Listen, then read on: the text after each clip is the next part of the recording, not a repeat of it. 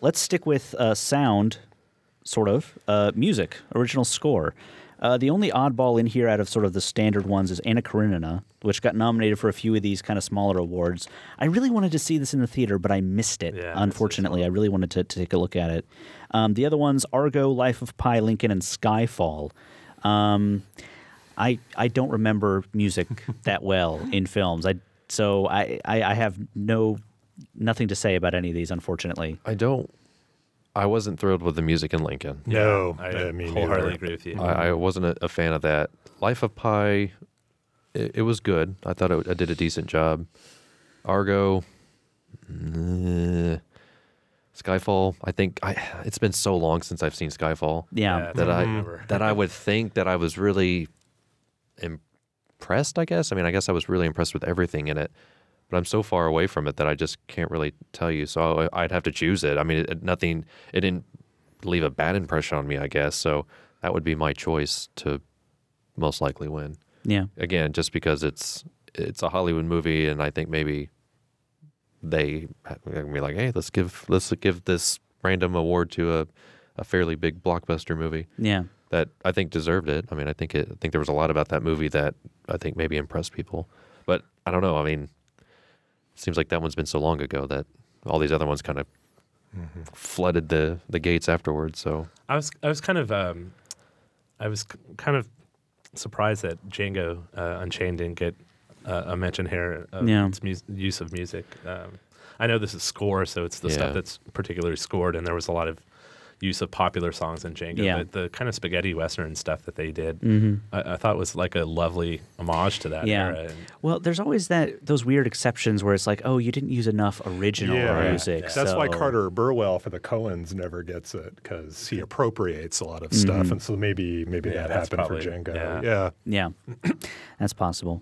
So any final thoughts on original score? I've only seen two of these, Argo and Lincoln, and I wasn't crazy about either score. A friend of mine's described Lincoln as like an adapted stage play, and that John Williams kind of bass and strings or brass and strings score just doesn't jibe with it. So I'll say Argo for the win.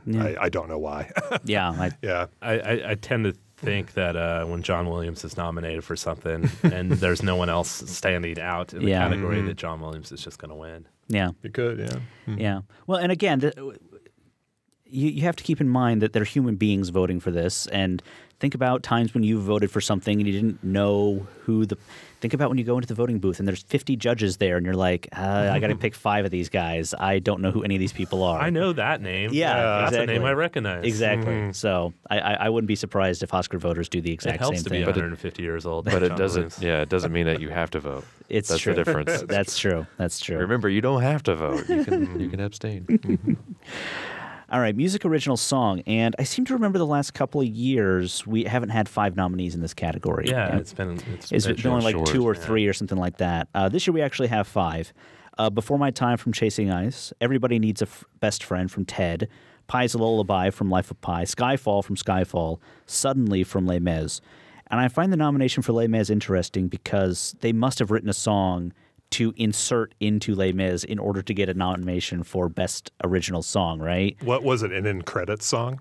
It might have been end credits, or it might have been in the... It was in the film. Oh, was it? Yeah, yeah. I can't remember the scene it was in, but I know they did. They wanted to write a song for this. Yeah. For this reason as well. Yeah. And also to get more money off of the original soundtrack. Exactly. Because you don't have to pay everything just to the people that compose the original songs. So. Yeah. Yeah.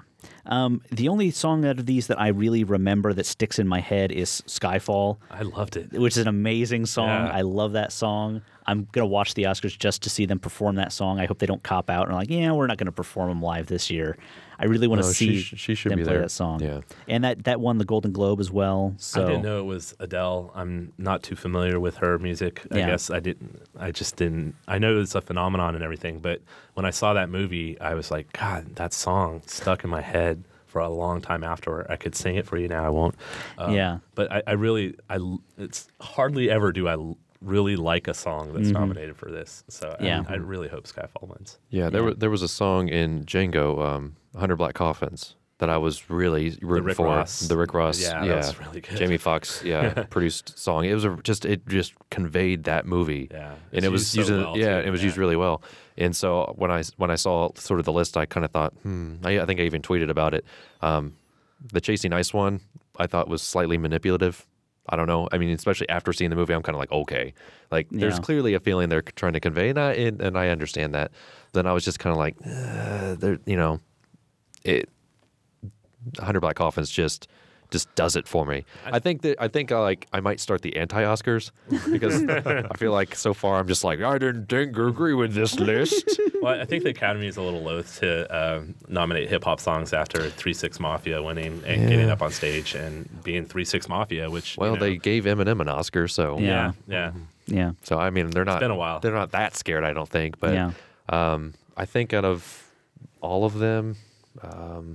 Skyfall, I think, is probably the one that's got a good chance of winning. Are they going to have Ted perform this Probably. song? I think I heard they are. I think I heard that because it's Seth MacFarlane is hosting. Oh, that's right. He's hosting. Yeah. So he could perform it as himself, or he could perform it as Ted. Who knows? If he dressed in a bear suit and did it, I'd like that. But that would I don't be want this worthwhile. green screen crap going on. Oh, pardon me. That's okay. Yeah. That's okay. We'll let that one go. A Place for Film is recorded at WFIU Studios in Bloomington, Indiana.